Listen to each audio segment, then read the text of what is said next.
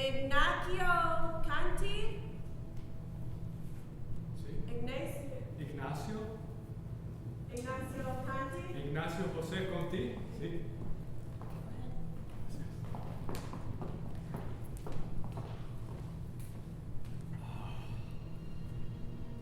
Wow. It is really good to see you again. Buenas noches. According to the Buenos Aires newspapers, Ricardo Morales, a long-lost friend of mine, was found dead in downtown Buenos Aires just a week ago. His face had undergone a radical change, but his identity papers were with him. An initial test identified him as who he was, Ricardo Morales. And this just came in today from him.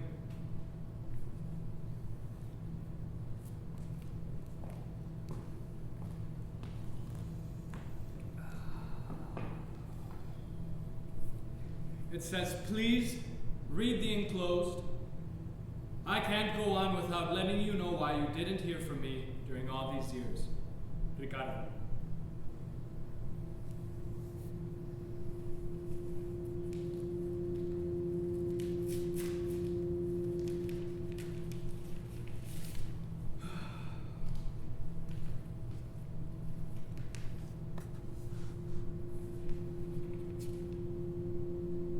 He likes to write, I guess.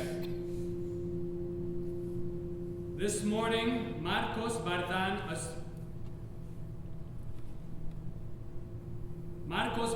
assumed his position as Secretary of Labor. Bardán is a famous politician and union leader, but his work as a physicist is utterly unknown. Ricardo was a physicist. I wonder if they may have known each other.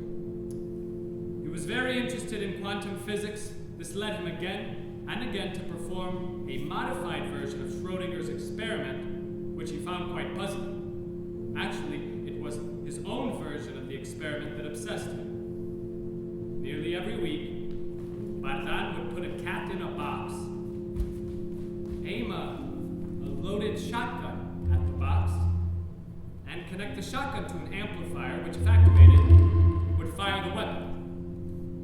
He wired this amplifier to a highly sensitive piece of lab equipment which could detect electrons. This in turn was attached to a single point on a surface paraffin. He would place a surface behind another with two holes. Yeah, it's not very interesting. Let's see what's next. Sometimes this electron struck the detector. The amplifier was activated, the shotgun fired, and a cat was killed in the discharge.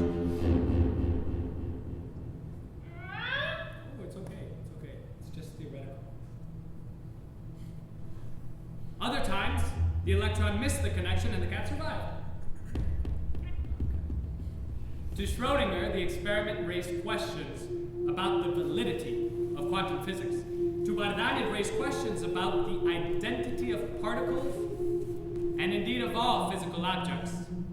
For according to one widely accepted interpretation of quantum physics, the physical reality of an electron striking the precise point on that surface was only a set of probabilities. The probability of it striking that point, and of it striking a point 1 centimeter above, as well as 1 centimeter below, as well as many other places, altogether describe the exact place where that electron was. We call this superposition. Each electron was in each and all of the places where it was probable it would hit. So in theory, each electron Bardán had shot both had and had not made the connection. Each time then the shotgun both had and had not been fired. And until that door was open, that cat existed as both dead and alive at the same time. How could this be? Was the universe of physics merely a world of chance and contradiction? The implication was absurd, but Bardán did not know what to believe. One particular night, he decided to perform the experiment. A few cats were sleeping in cages piled up against one of the walls. One of the cats meowed, dreaming. Bardán went toward its cage, took the cat out, and he put it in a box. He observed it for a moment. Then he shut the door and began to shoot electrons at the surface of paraffin. After 2 minutes, the shotgun went off. Bardán rushed towards the box. The door had been nearly entirely destroyed by the discharge, but he opened what was left of it and saw to his surprise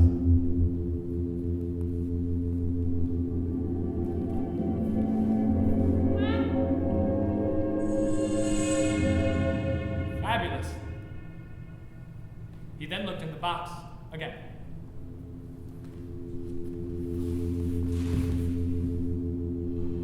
Another cat, identical to the former, lay inside, dead.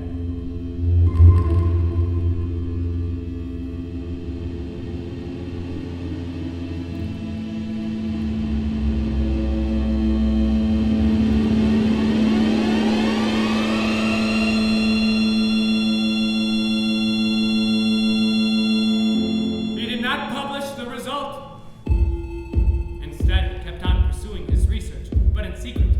The physics or the logic of the phenomena didn't interest him any longer. Something else did. If the phenomena could be reproduced at will, it would obviously have very significant applications. Soon afterwards, his facial features changed by a surgical operation.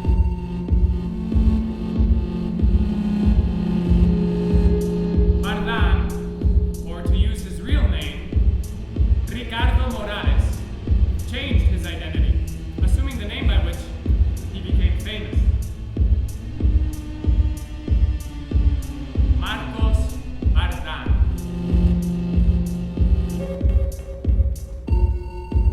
He then began to work in factories. He soon took part in political and union activities. He took part in many bloody demonstrations. The automatic weapons fire of the police often left a carpet of dead men around him. But Bardán, he was unhurt. This earned him the nickname Captain 9 Lives. Years passed. Bardán became the Secretary of Labor. People respected him, but he wasn't happy. In fact, he became violently depressed and committed suicide 2 years ago. Or rather, as he feared. He committed suicide and survived his own death.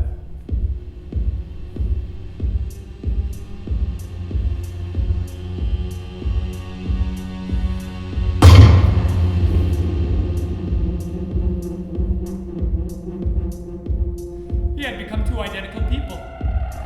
Identical. Except one was dead, and the other was alive. To cover this up, Bardán cremated his own body in the furnace of an abandoned factory. He knew what had happened. His discovery had been fabulous. Its application irreversible. He could not die.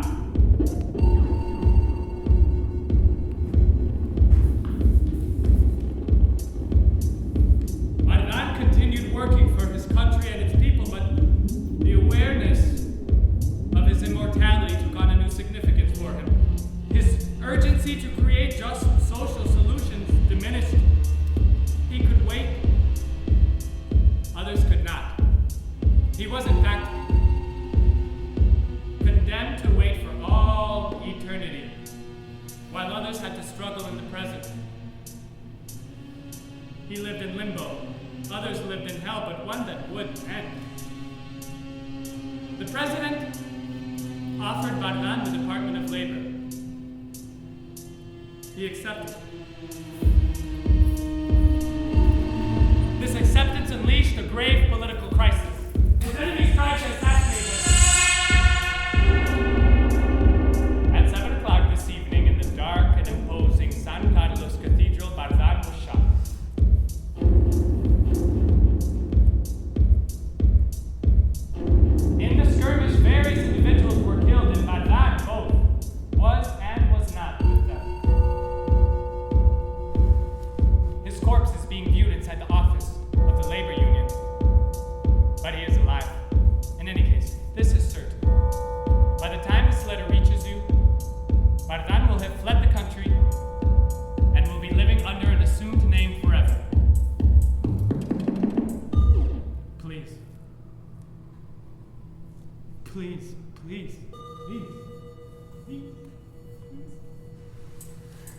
please.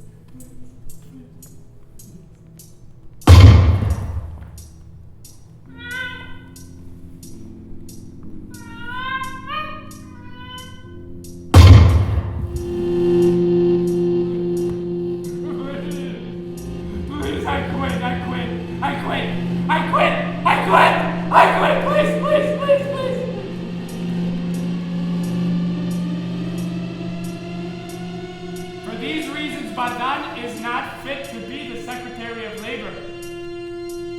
Bardán is not fit to live as a human being. Let the people understand.